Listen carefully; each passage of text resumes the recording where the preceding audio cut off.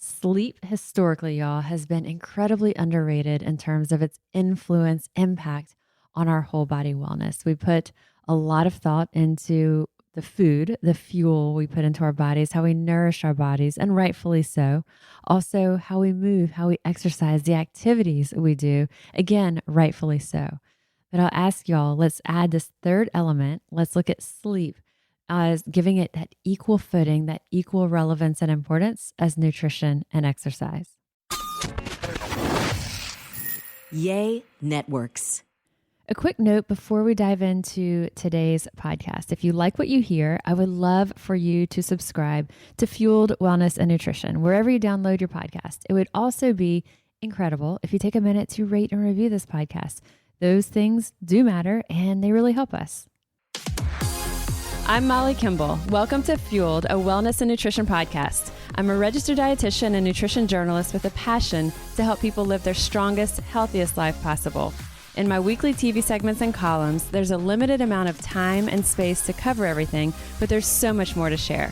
This podcast is my opportunity to dive deeper into the topics you want to know about. For so many of us, sleep is that elusive third element of wellness. We focus so much on nutrition, what we put into our bodies. When we're being mindful of our health, our overall health, we think about, what am I eating? We think about, how much am I moving? What type of exercise am I getting?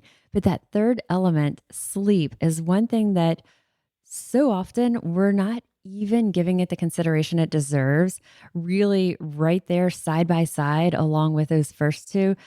But it's also, as we said, elusive. It's one of those things where if you are struggling with sleep, it can feel impossible and it can feel so daunting and challenging to get either a full night's sleep, a quality night's sleep. There's so many barriers that can come in. And so we've covered this topic before, and I really love this expert that you're going to be hearing with me today, Dr. Erin Hanlon. She and I did a really in-depth coverage of this. It's a two-parter, y'all. And so I'll link back to those so you can hear what we talked about through there. And there's even more that I've been reading, some really cool articles that I liked how they presented the information and really kind of looking at it as through our life cycle, through the different stages in our life, what can be inhibiting getting a good night's sleep? What's the deal with different types of sleep aids or sleep medications? How can we know if we're sleep deprived? And what are some behavioral therapy approaches, things that we can do on our own to really improve our sleep hygiene? So Dr. Erin Hanlon, she's a research associate professor with the University of Chicago. She has her PhD in neuroscience, and her work spans so many different spectrums.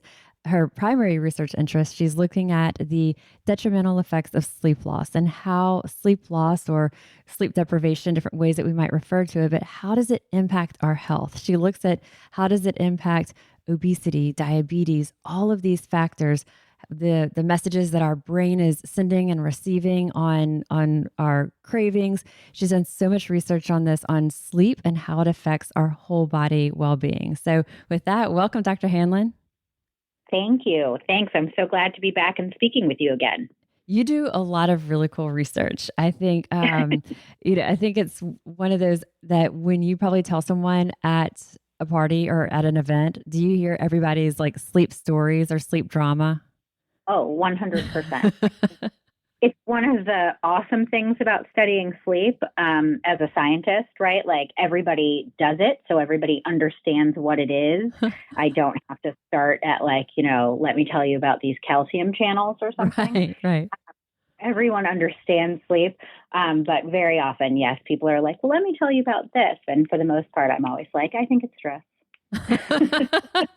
You're also not a judgmental researcher because, we'll talk more about it, but you and I both, just before we started recording, we have our own challenges, that we have things that we continue to work on ourselves when it comes to sleep and sleep hygiene and habits. 100%. I mean, I'm not a short sleeper. I definitely need my sleep and I'm very good at protecting it, but it doesn't mean that I follow all of the rules that one should to facilitate the best sleep habits.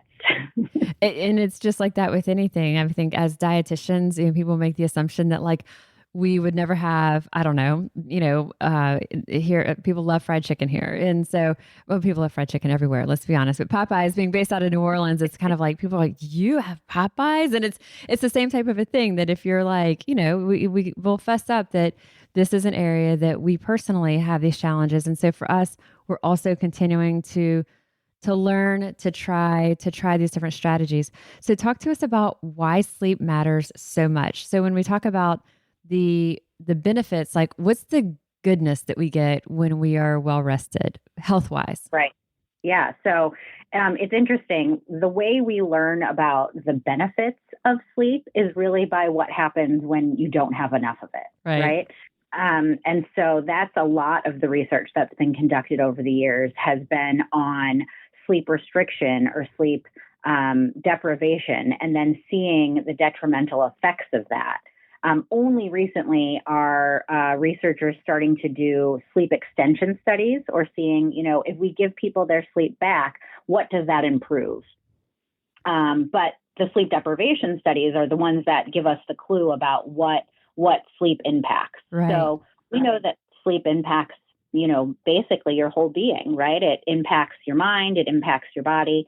I think for a long time, we only thought that the sleep was for the brain, but we have learned in the last few decades that sleep and lack thereof actually impacts peripheral organs as well, not just the brain, but also, your pancreas and your liver and your kidney and things like this. So sleep is important for whole body health.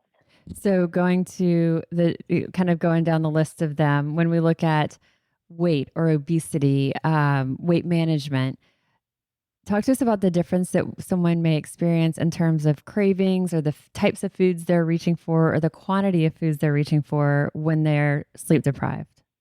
Yeah, so that's the stuff I specifically study or have been most interested in my career thus far. So we know that when people are sleep restricted or not getting sufficient sleep, so not getting as much sleep as they need. So if someone typically needs about 8 hours of sleep a night, if they're only getting 5 hours or less than that a night, they are more likely to be obese. They're more likely to have increased appetite for snack foods, and they're more likely to actually ingest more snack foods. So there's been a series of studies conducted in multiple laboratories that have shown that on average, when people aren't getting enough sleep, they're eating about 300 more calories a day. And, 300 more calories a day in excess doesn't sound like a lot, but when you do that day after day after day, that adds up and facilitates weight gain. And typically that's 300 extra low quality calories. Yeah, exactly. Usually, like I said, it's usually like snack foods, right? Like people, when individuals are sleep restricted or aren't getting enough or sufficient sleep, they're not thinking about eating more spinach or eating more carrots.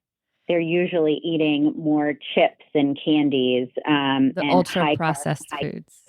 Yeah, exactly. I mean, it's also that those things tend to be more readily available. But science has shown that is what people are actually more interested in eating. That is what appetite scores go up for. Appetite scores aren't going up for vegetables and fruits. They're going up for sweets and salty snack items.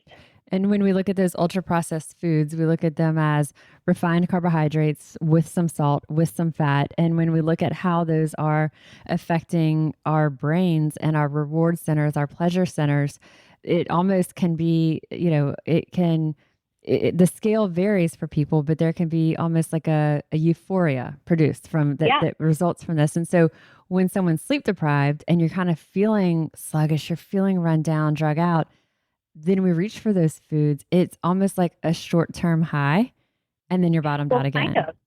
Yeah, it could be. There's some studies showing that there's actual increased brain activity in those reward areas, in those brain reward areas following sleep restriction.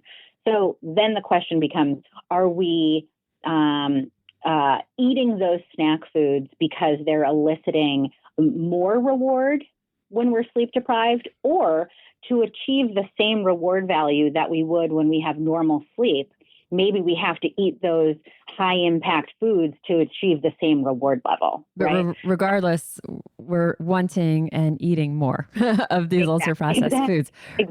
Exactly. And you mentioned, the different, pancreas, for example, as far as different organs. We used to think it was just our brain that was affected by like sleep deprivation, but being chronically sleep deprived, it interferes with our glucose regulation, which can increase someone's risk for diabetes.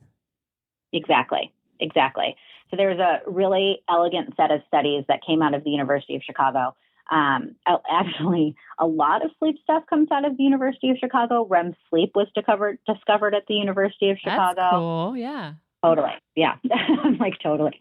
And so there was a set of really elegant studies done by my mentor in the late 90s showing that if you sleep restricted a young, healthy, lean volunteer for a couple of nights, they then had a glucose metabolism profile that mimicked that of an older pre-diabetic individual. And when they got their sleep back, that went back to normal. Which is just stunning. Yeah. Totally. I mean, and that was like I won't want to say one of the first, but that was definitely the first study showing a change in glucose metabolism following sleep restriction, particularly in young, healthy, lean individuals. And then a subsequent study also performed here by my collaborator, Matthew Brady, and the lead author on that was Josiane Broussard.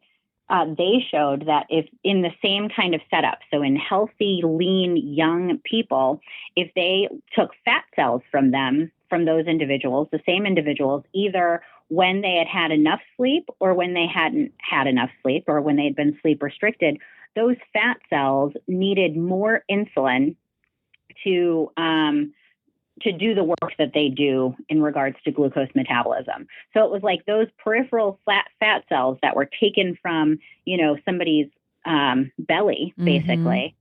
Mm-hmm. So those fat cells that aren't directly linked to the brain still had kind of a memory, right, of the sleep restriction. And those fat cells needed more insulin to be able to do their job when they were experienced sleep restriction than normal sleep. So that also shows that there's like peripheral impact of sleep that's not just on the brain.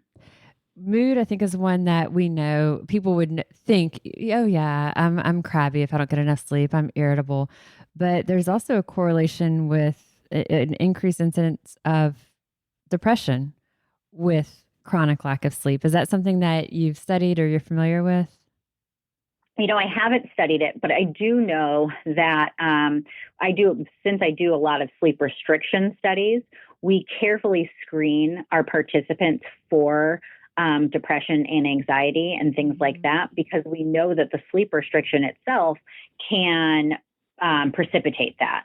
So we don't want to include individuals that we could push into a depression or cause greater anxiety. But I don't necessarily study it per se. I just try to exclude the individuals that I know could be detrimentally affected by multiple days of sleep restriction. And I think when we talk about, those are some of the very specific and what we kind of like, I guess, hard, not tangible, but almost like what we see as those tangible, measurable impacts of sleep deprivation or the benefits of sleep. If, kind of looking at it, whichever way you're kind of, it's the glass half empty or half full. And sort of like Dr. Hanlon said, it's hard to sometimes at the beginning to say, well, these are all the benefits of sleep until we've studied what are the drawbacks of not getting enough sleep. And then on the flip side, that lets us sort of see what the benefits are. The other thing is your body's healing mechanisms, period. And it's, you think people who are avid exercisers, they're athletes, they're working out, they're challenging their body. We need that rest time. We need that sleep for healing of the muscle tears, the muscle fibers. And so, you can think healing in the case of an injury or other types of healing that we would think of that might be more significant, or healing in the positive sense for an athlete or someone who's just simply aspiring to increase their strength or their performance in whatever way it may be.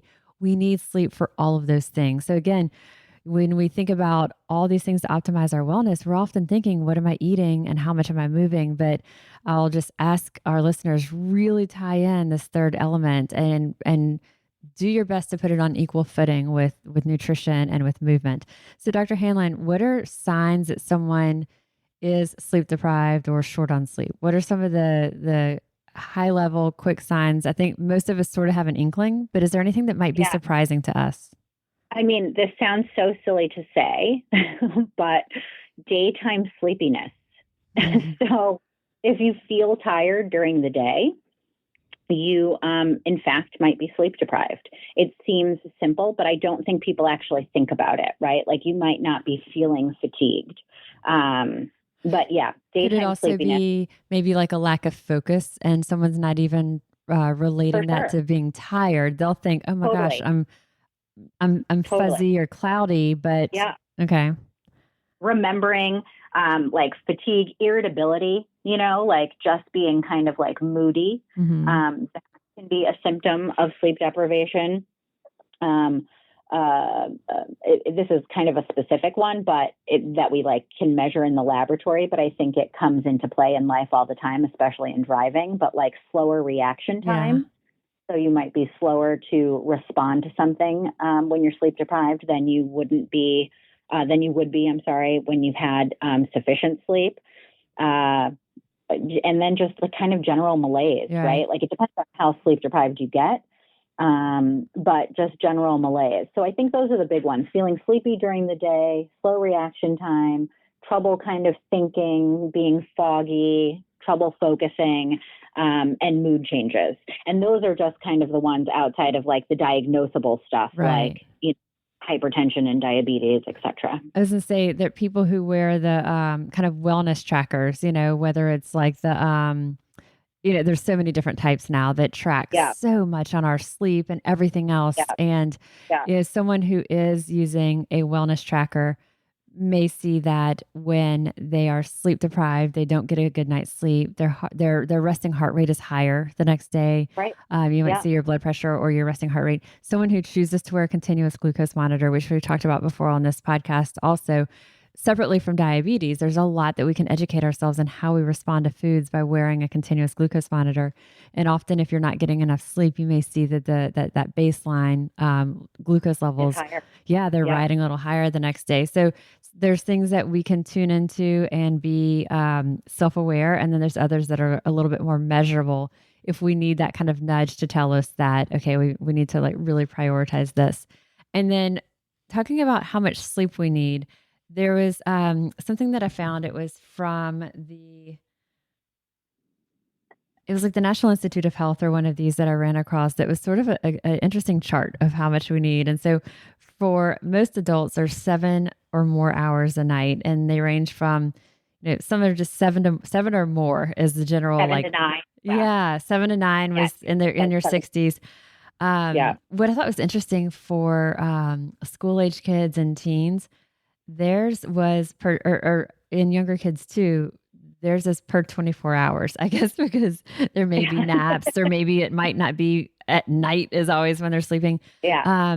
But for most people, most adults looking at 7 or more hours, for some it's going to be 7 to 9. And so knowing that regardless of where you fall, it's probably going to be 7 or more. What about those people who say, oh, I can get by on 4 hours a night. I function perfectly. Yeah. I'm an Right. anomaly. Right. So there are oh my gosh, there are anomalies. Short sleepers do exist. There is not as high a prevalence as people probably think there are, or, if they think they are one. But there are certainly short sleepers, and there's people that only need, 5 or 6 hours of sleep a night, and they're totally fine. Those are short sleepers. The majority of us are not short sleepers. And do need, 7 to 9 hours of sleep as an adult a night. And while, you might have gotten habituated to feeling fatigued or having a slowed reaction time or being irritable, that doesn't mean that you don't actually need more sleep. It just means that you've learned how to live with the detrimental effects of sleep loss. It might be your normal, but that doesn't mean it's it's a good normal or a necessary Right. normal. Right.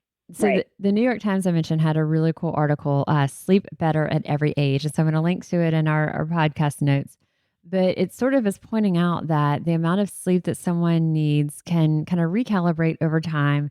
And the issues that may plague us with sleep, they can change over the years, depending on where we are in our life, what's happening with family or outside of ourselves, or different changes that are happening within our bodies. So if we can talk through some of these, I thought it was an interesting shift when we look at a lot of the ones, and it breaks it through roughly, y'all, from your 20s into early 30s, and then 30s into 40s, and then kind of 60s and up. So Dr. Hanlon and I will kind of talk through each section. There's a lot of overlap between these, though. So a lot of the things that could be, we'll say, problems in your 20s into your 30s, they didn't go away. Like they just got Right. piled on with Right. more as we Right. got into our 40s, 50s, 60s. So starting in the 20s and 30s, one big issue there is that those don't go away, they just get piled on. So Dr. Hanlon, is there anything just to kind of set us up for this part of the conversation before we go in, as far as like the different how sleep shifts with the aging process? Yeah. So I did want to just make, a little bit of a comment about sleep and aging, because older individuals will always say, oh, I wish that I slept like I did when I was 20 or something like this. And it's normal for sleep to decline as you age. That's just what happens, right? So like, you can just even think about a newborn until, a school age child. Newborns sleep about 14 to 17 hours in a 24-hour period. And then when kids are, 6 to 13 years of age, they typically only need 9 to 11 hours of sleep. So it's normal for sleep to change with age. And so as we get older individuals sleep less. When I say older, I'm talking 65, 70 plus. Those individuals actually have total sleep time less than individuals in their 20s, 30s, and 40s. And sleep architecture changes. So there's different parts of your sleep, there's different stages. And we know that as you age, you have less deep sleep, or what we call slow wave sleep. You have less REM sleep, or rapid eye movement sleep. And that's just a natural part of aging. There's some theories on to why that might occur, but so just getting less sleep in general is normal. I don't think it's, I can't speak as an older individual, but I do know from the older individuals that, speak to me about it. It's a complaint, but it is normal in the aging process. So not putting so much pressure on ourselves to think that, like, I should be getting more sleep, and Right. if they're feeling well rested, if they're not inclined to take naps through the day, if they're not having these other signs that show that they're sleep deprived, if they are waking up naturally without an alarm clock around the same times, Exactly. then roll with it and not thinking Yeah. like, oh wow, I wish. Yeah. Yeah, exactly.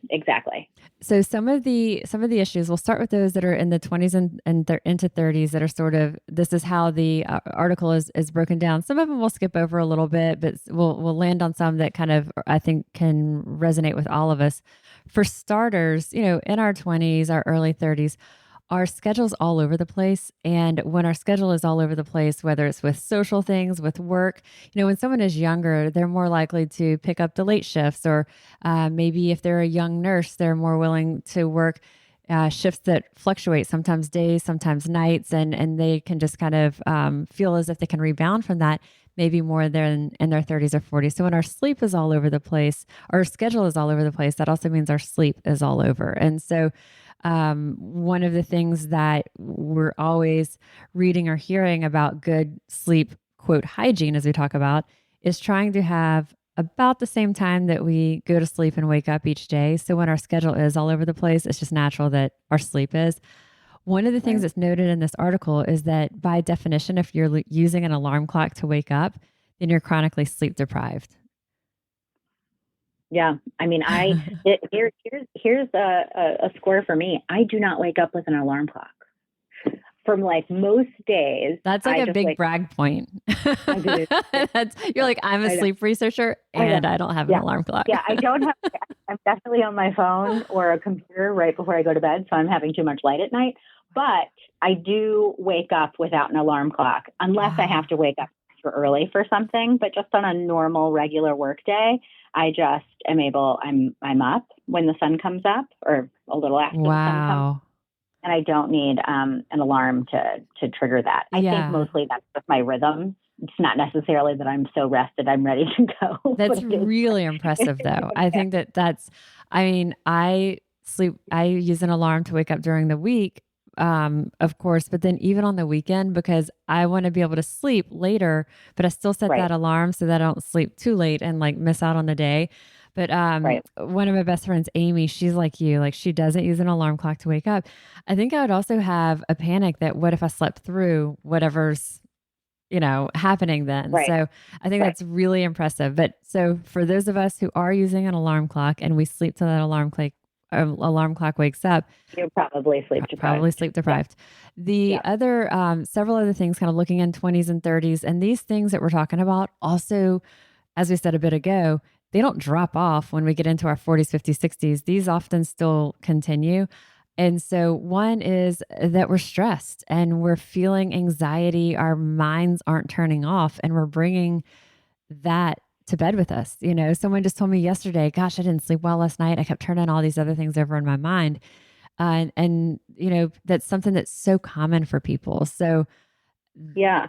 I mean, I think the part of it is just kind of the schedule of the day, right? Like you're going, yeah, and only until you are about to go to sleep and you get into bed is when you're able to kind of take stock and of, process.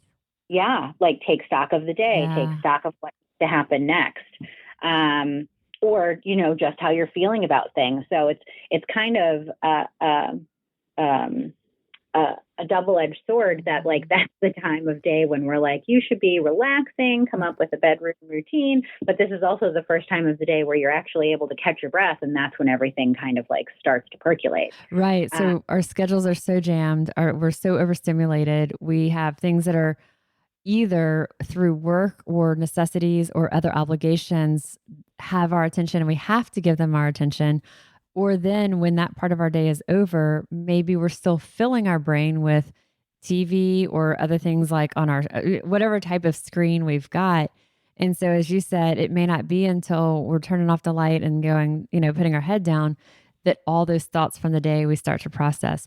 One thing that I do, I have sort of my ongoing to-do list. And each day or every few days, I go through and I'll rewrite it. And I'm crossing through, and I like doing the cross through on the old one, of the things that you did do or things that happened or conversations that came up through the day that added to that or maybe shifted it.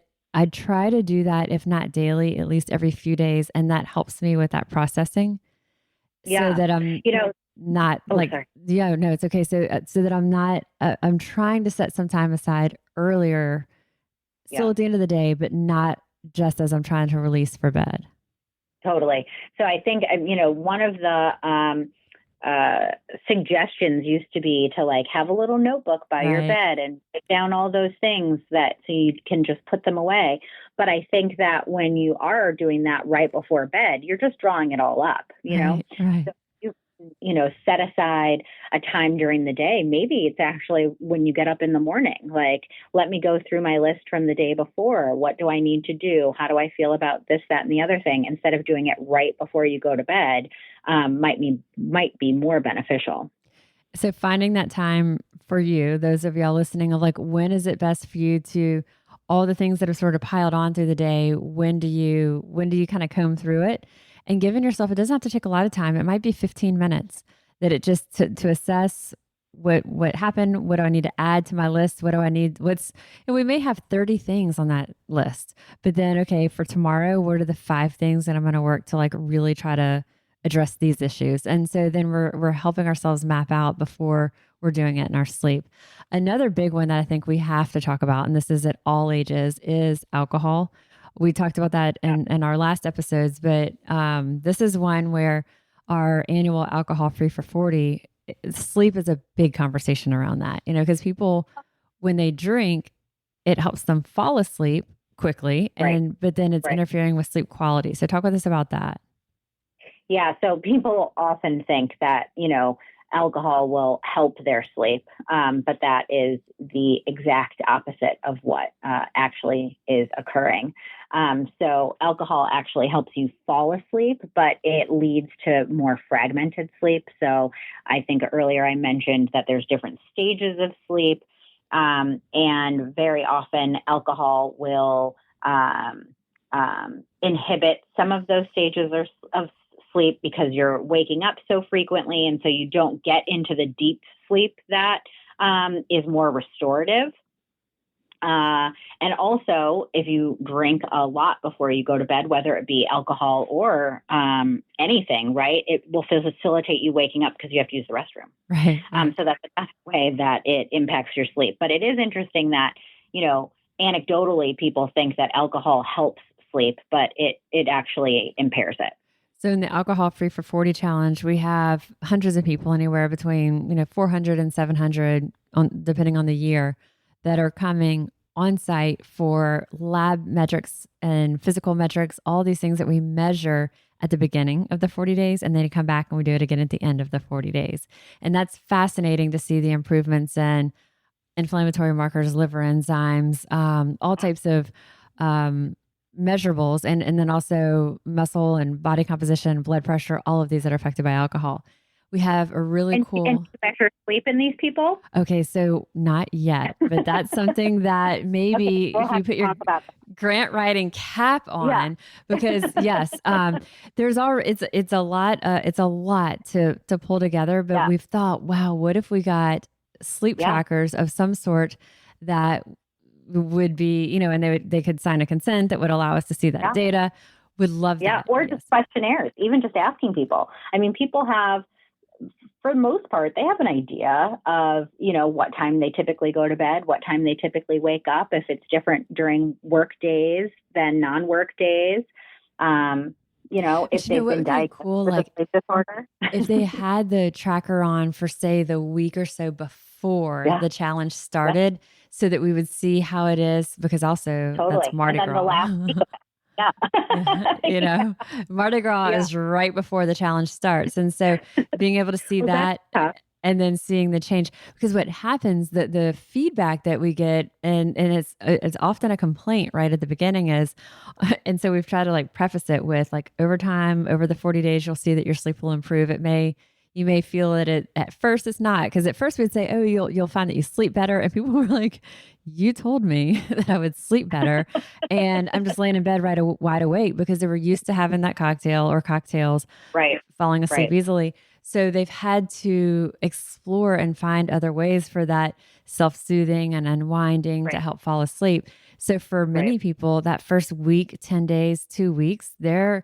they're not happy about it. But then over time, as they become more acclimated to it, okay, the depth of sleep improves. And that's when they start to see, wow, those circles under my eyes are better. The puffiness is better. All these other things are starting to improve. But Yeah.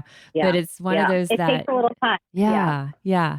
Yeah. So alcohol is one, caffeine is one. And I think that's one that we don't need to go too much into. But obviously, if you're having trouble falling asleep or staying asleep, limiting that caffeine, either having it before lunchtime or at the very latest, in the early afternoon after lunch, so that's cleared your system as you're trying to fall asleep.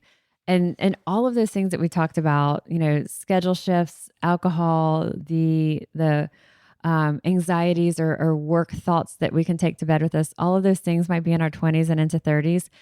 And they're continuing as we go into that early midlife, which is what the next category is called, into our 30s and 40s.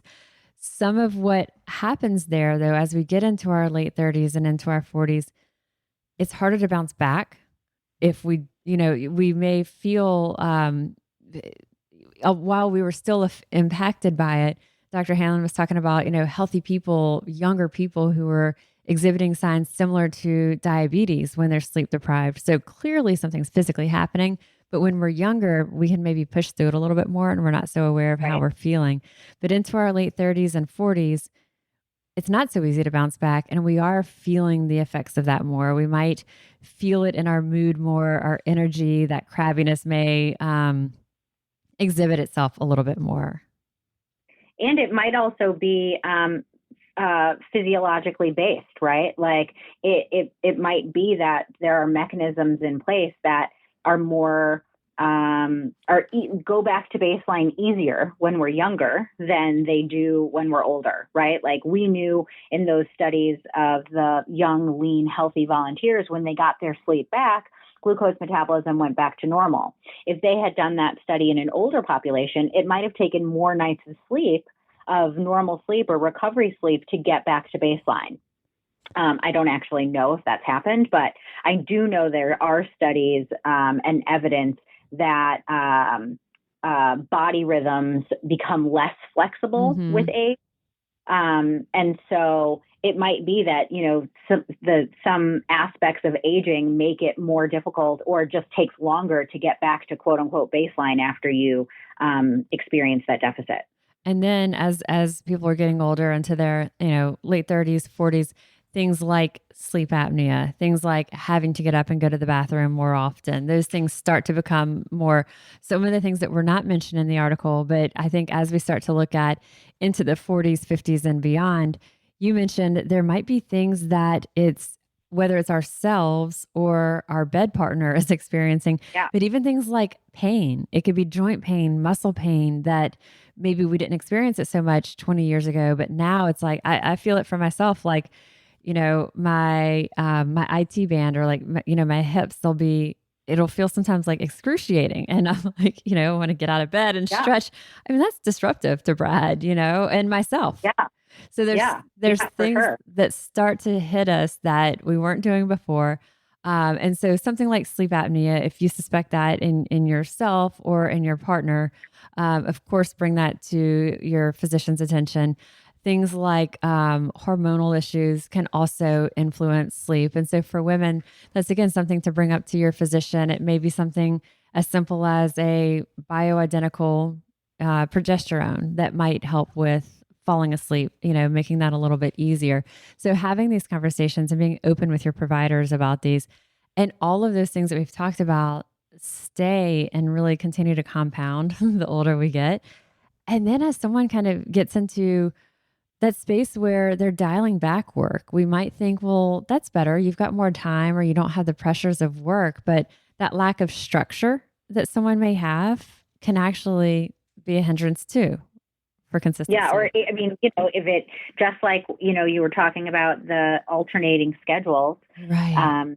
With somebody in their 20s, I think that frequently happens in older individuals also. Don't have the same, you know, schedule that they might have had in their 40s, 50s, and 60s. And so then it's, you know, they can stay up a little bit later or sleep in a little bit longer. And so the schedule becomes a little bit more, I can't think of the word. Just fluid. Yeah. Yeah. Yeah. Or just like less regular, Right. irregular. I Right. think is the word. Yeah. And so we are also learning that like it's more and more, we're starting to learn that not only is the timing of sleep important, but also, or like how much sleep you're getting, not only is that important, but also the time in which you do it. So like going to sleep around the same time every day, waking up around the same time every day, keeping that kind of constant, we are learning is becoming, is also important to maintaining optimal health. So, do we want to talk next, I suppose, about what are some of the key steps of sleep hygiene, or do we want to first talk about sleep aids? Maybe we talk about sleep aids first. I think because that's what people think if they're not getting good sleep, the first thing they think about is, well, often the first thing they may think is there a pill I can take? Is there a medication I can take? Right. Yeah, that's interesting. So, yes, a lot of people just think, oh, I'll just take this pill. What's interesting is that some of the pills, while they might be good in a short acting way in that they'll help you fall asleep, they don't necessarily keep you asleep. And some sleep aids, and I think it's benzodiazepines actually inhibit some stages of sleep. And so I'm pretty sure benzodiazepines are known to inhibit REM sleep. And so while people might take them to, help them sleep, it actually acts as a REM sleep suppressant. Which is one of the worst things that we can do. But Right. on the Yeah. surface, we think sort of like with alcohol. I close my eyes, it Right. helps me fall asleep. One of the things that we see too from the nutritional side is people do there's a lot of activity that can happen when someone is taking a sleep aid that is not sleep. And so Right. people, may get in their car and drive and they're not remembering it, but also night eating or sleep eating. And that's something that Yeah.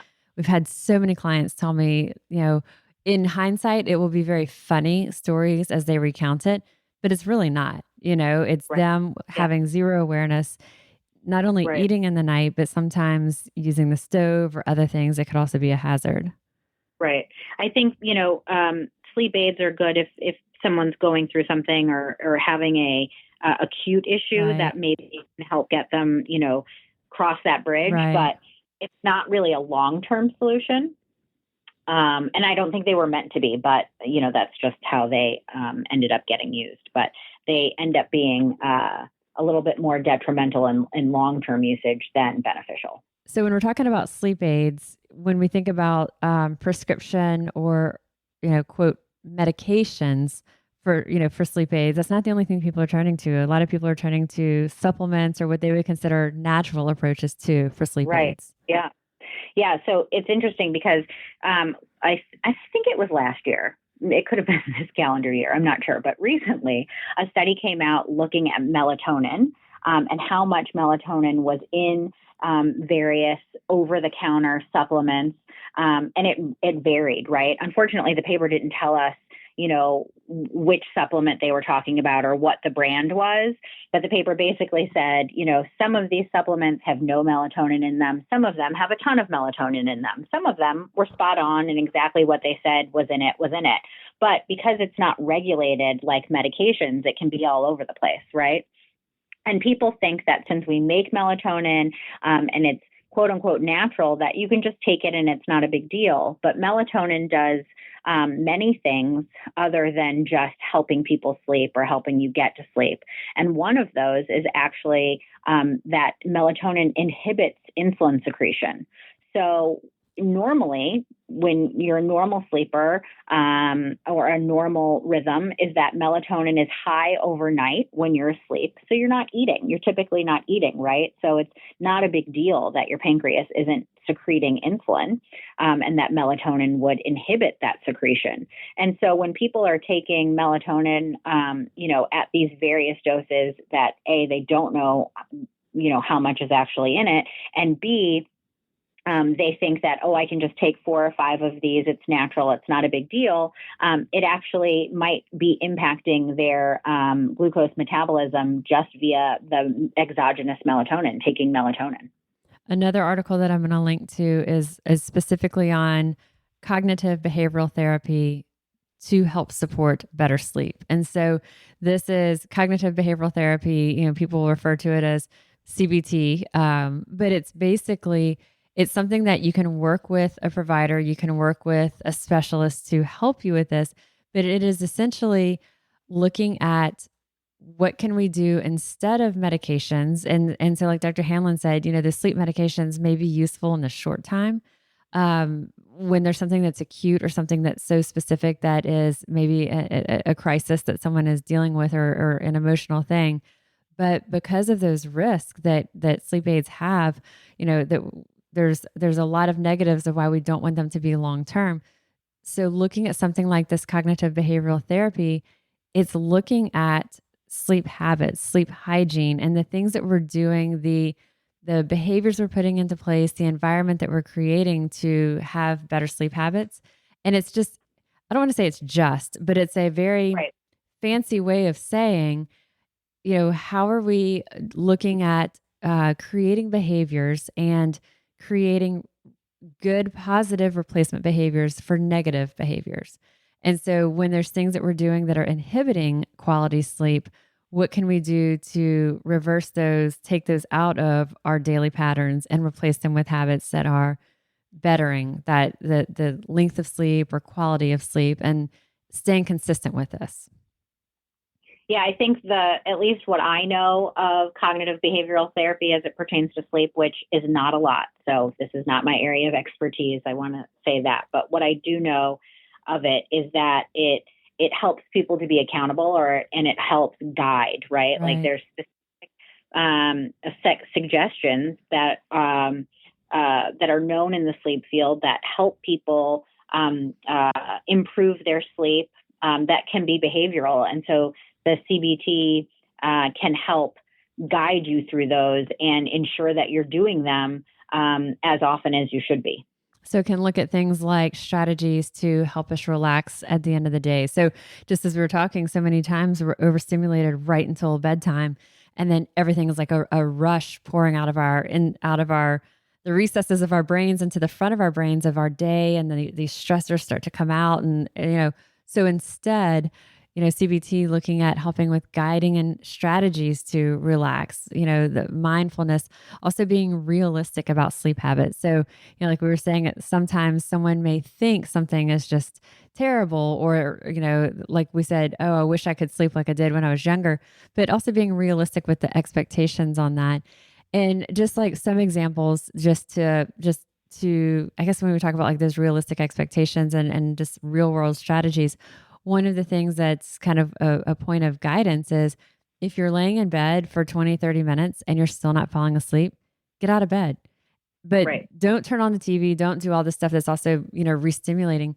Do something that's quiet. It's calming. Keep the lights low. And I'll do this if I Right. find that for whatever reason I wake up in the night and I'm not falling back asleep.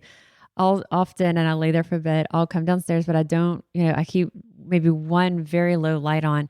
And if I am thinking of things, I may like write out that whatever I'm thinking through, or I may do something like flip through a magazine that's been there, or something that's just sort of not Yeah. super stimulating, but keeping that dim light, not bringing electronics into it. But that's just like one example of things that can be um, just a positive guide for people. And so I'll link Yeah. to a really nice article on um, cognitive behavioral therapy that covers a review of different clinical trials on this. And, so if you're able to find a provider to work with you on this, that's phenomenal. But there's also a lot of self guided work that someone can do. So if they're motivated to do this on their own, there's a lot of information that's kind of step by step to help us with this as well.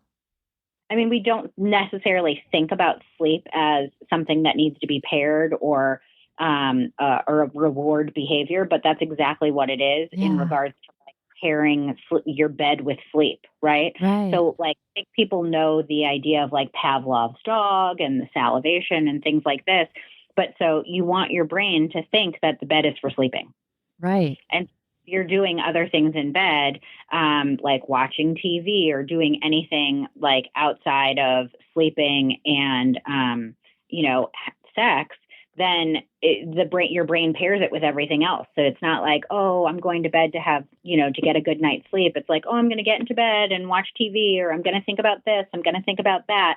There is a pairing association that goes on between the bed and sleep. And so that's what you're trying to do there. That's why you're trying to only have sleep in the bed. And when people have whatever the smart device is, or their just laptop that they're bringing into bed with them Yeah. and continuing that work, all of that stuff is Yeah. really And that's shifting the not just about the association. stimulation, right? Like that's Right. also about light. Right. So melatonin, which can also be used as a sleep aid, but melatonin is actually suppressed by light. So melatonin is released from a gland in your brain, and it is suppressed all the day while the sun is out. And as soon as the sun goes down and there's less light, melatonin starts getting secreted. But if you're taking in light from TV and computer screens and telephone screens, that inhibits the melatonin from being secreted, and thus, facilitating you not feeling sleepy, not being ready for bed. And so that's why we say that you shouldn't have light at night or that light exposure. It's because it inhibits the melatonin secretion.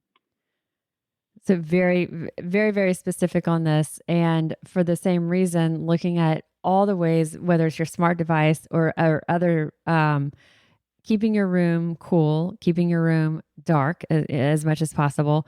So some people may have blackout curtains, others may use a sleep mask, whatever it is that you need to do to Exactly. keep it as cool and dark as possible. We talked about keeping that consistent schedule as much as possible. And it may vary a little bit, but as much as you can, trying to, get into bed around the same time each day, get up around the same time each day, aiming for at least 7 hours of sleep. We talked about if you don't fall asleep after that first 20 minutes, get up, do something that's quiet there. Keeping your bedroom, keeping electronics and work and all of that out of your bedroom. What are some of the other things that you would say are important sleep hygiene notes for people? Just like your bed is for sleep, it can also be helpful to some individuals that are having trouble, at least, to set a bedtime routine, right? Mm-hmm. Because that's also another thing where your brain is thinking, oh, we're about to, we're winding down, we're getting into bed. So that might be something like having a bath or having tea or reading for 15 minutes. Something that you do every night before you go to sleep that isn't stimulating. It doesn't involve, a lot of light exposure, but those things that you can do before bed that kind of primes your brain to think, oh, okay, we're getting to that part where I'm going to get into the bed and it'll be time to go to sleep. So things like that help. We already covered it, but not drinking caffeine late in the day, alcohol consumption right before bed can inhibit sleep. Exercising helps optimal sleep. It's usually exercising earlier in the day than later in the day because you don't want to exercise right before it's time to go to sleep because then you get a little too activated. But exercise does facilitate better sleep, and then also not eating really close to bedtime. Mm-hmm. There's a lot of reasons for that, but not eating too close to bedtime because that can also impact your sleep. And even if someone just is simply experiencing reflux or even a low level of something like an acid reflux after a meal, just that alone can interfere with our sleep or our comfort levels for sleeping. And we've talked about that screen time, something that I feel really strongly about. And I would ask everyone to try it if you haven't tried it yet. Just give me I would say give me at least 3 nights of doing this and just see what you think. Is sleeping with your phone in another room. And so I used to sleep with it by my bed. And what I would find is I also was using it to see what time it is. And so when I would pick up my phone to see what time it is, I may also see that something had come through, whether it was an email or a text or something that would sort of show up as a little banner across it. And then that would, trigger that stimulation. And immediately I was having more of a sense of being awake or even just looking to see what is this and clicking on it. Right. I mean, at like two So I in the think you would morning. talk restless right now. Right. It's and also those of you who are sending emails in the middle of the night, look for your delayed delivery feature on your email. I implore everyone, just because you want to release it from your mind and you happen to be working at 10 p.m. or midnight or 2 in the morning, Yeah. delay delivery, because you never know, like if someone is looking at we don't need to put these things into someone else's brain in these times. I would say the same thing goes for what's going to land in someone's inbox on a Saturday morning or Sunday, like delay delivery, y'all. Every email has the capacity now to do it. And so I'm a big advocate of delay delivery when you're the one sending it, but then putting your phone in the other room. So I now sleep with my phone in just our bathroom, which is right on the other side of the wall. I have it on a little charger in there. I still use it as my alarm clock. I'm able to hear it to like wake up. And it also serves double purpose. I have to stand up and go get it to turn it off, which helps me with the wake up process in the morning. Mhm. But it's also, I put it in the little charger before I'm actually getting in the bed. So when I'm in the bed, I'm holding a real book or real pages or other things that besides just that screen time. So I would ask everyone, give me at least 3 days, ideally give it a week, just see how you feel with it. And we have such a people are just, the idea of separating from your phone causes such anxiety. And some people will say, well, what if my kids need me? Or what if this, you can hear it all. Find a place that's just away from your bed that you can still have your phone. So all of those are going to be some sleep hygiene tips. And again, Dr. Hanlon and I talked about a lot of these that we're going to link to in our past podcast. And I had run across some sleep myths.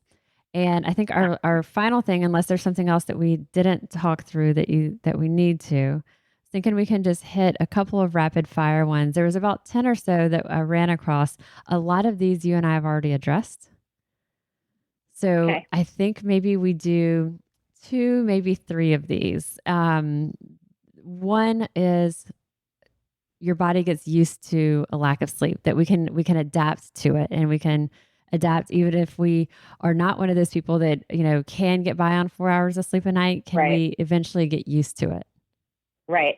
I would say, I think historically, long time ago, we thought yes, right? But now we know that short sleep and chronic short sleep is associated with so many health issues, right? Like short sleep is associated with obesity, it's associated with diabetes, it's associated with hypertension. And so considering that, while you might, not feel as fatigued, or you might not feel as irritable or think that you are, your body is still reeling from the effects of short sleep. So you're telling yourself, I'm fine, but your body is feeling the effects, whether it's that risk for Right. cardiovascular disease, diabetes, obesity, all of these things.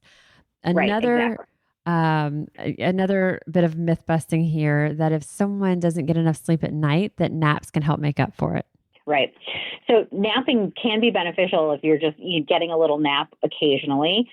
We do stress that you should either sleep for 20 minutes or 90 minutes, because a sleep cycle is about 90 minutes, because you don't want to sleep for, let's say, 60 minutes and wake up in the deepest stage of sleep, because then when you wake up from that nap, you're pretty groggy. But you can't really make up for lost sleep with naps. There's a lot of factors. One of them specifically is, I think I mentioned, that melatonin is secreted at night when the sun is down. So if you're having a nap during the day, melatonin isn't being secreted, and all of the things that come with that, and to facilitate a good night's sleep, a deep night's sleep, aren't happening during the day. Which I never even thought about that aspect of it. You sort of think, well, it's Yeah. it's time asleep, but it's the level of depth of sleep that we're not getting into. And The there's so many things that actually happen during sleep that we don't think about, or that, people just don't know about, right? Like there's certain hormones that only get secreted when you're sleeping. Right. They get secreted more when you sleep at night, probably because, there's some, effect of, again, like melatonin or other things that are going on. So if you sleep during the day, you might get a little bit of that secretion of whatever the hormone is. Specifically, I'm thinking of one called growth hormone. Mhm. But if you sleep at night, you get even more growth hormone secretion than you would than if you slept during the day. And so our key timing for naps, ideally, if we can have a level of control over that, 20 minutes or 90 minutes. And that would be of your Yeah, sleep duration for that nap. exactly. Not how Exactly. long you're laying in the bed for, but so if you know that you're going to, take 10 minutes to fall asleep for a nap, then you may try to have that 30-minute block if you have the luxury of having that time to take a nap. All right. So our last one on the myth busting is that sleeping with, what we will say, sleeping with a light on is harmless. There's nothing wrong with sleeping with a light on. And I would also say we could probably have three things there: sleeping with the light on or the TV on. Um, well, I guess we would say that, like a light or a TV Yeah. is harmless. So this is actually totally pertinent to a new study that just came out of Northwestern. So they had people being exposed to light while they were asleep. There was a low level of light in the room while the individuals were actually asleep, and they saw detrimental effects on glucose tolerance Wow. or glucose metabolism. So just having the light exposure, even though the individuals were asleep, had detrimental effects. So whether it's a little bit of light coming in or light from the TV, the sound, the disruption, the messaging that would be coming into our brains from the TV. I've also had people tell me that they fall asleep listening to podcasts. And Yeah, and so while they may not have the TV on, they have their AirPods with some sort of audio going for a large yeah, portion of when they sleep. right. I mean, I think to be honest, I don't know if it's good or bad, but I think if it's a soothing thing and it's a thing that's not like stimulating to you, then Mhm. it's okay. But if you're listening to a book on tape and you stay up listening until until Mhm. 3, then it's actually impacting your sleep. It's not helping you to sleep. You're up and engaged and listening to the book. Or if you're listening to a podcast, it could be on politics. Or it could be something that's like a divisive thing. And you've got that entering your space when your brain is trying to like clear out and organize and like restructure from the day. Exactly. But a lot of people also can use something like a meditation app, and they may have that in and they're falling asleep to that. But that's only going to be a short window of time that you're going to have the, I guess, communications or the sound coming from that app. It's not, it's not like a TV that's going to be on through the night or something like that. So the myth busting, the things that we can say like, oh, like I'm used to it. Like I know that I'm best with 7 or 8 hours, but I'm fine with 4 to 5. You're probably not. Like you think you are, and you're telling yourself you are, and you're powering through your day, but your body, your organs, the risk of different chronic health issues is increasing significantly in many people in that space.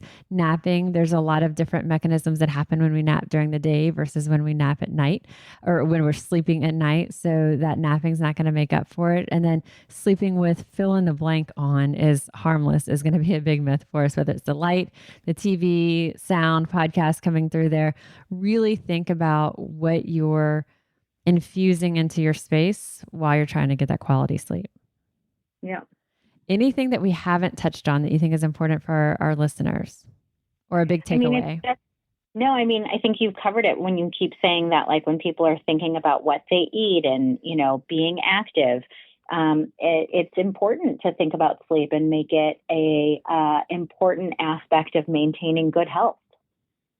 I really appreciate you taking the time for this. And I know that you have a lot of research that is underway or pending publication. And so keep us in mind too, that as those happen and as those, the new publications that come out, I'd love to just have an episode dedicated to that as well. I would love that, Molly. Thank you. All right. Thanks so much for your time. Take care. Again, a tremendous thank you to Dr. Hanlon for sharing her time once again with us, her time, her expertise, her experience.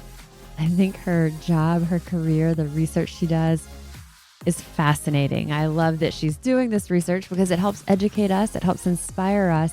And if one element of the knowledge that we have of the benefits of sleep and the benefits of taking care and taking caution in this area, if some of that doesn't motivate us, the more and more research we see coming out on the benefits of it and the negatives when we just don't get enough sleep, when we have that sleep deprivation, the more we learn, the more it can inspire us, the more that it can help motivate and drive us to give it that equal prominence with nutrition, with exercise.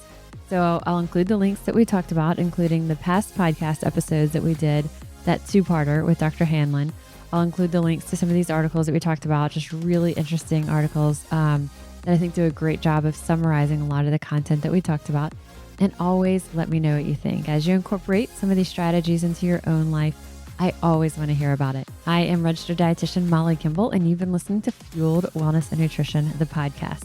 If you like more Fueled Wellness and Nutrition, please head over to mollykimball.com, and you can follow me, Molly Kimball RD, on Instagram, Facebook, and Twitter. And if you haven't yet, please go to Apple Podcasts and subscribe, rate, and review this podcast. Join us next week for another dose of Fueled Wellness and Nutrition. Thanks for listening, and stay focused on living your strongest, healthiest life.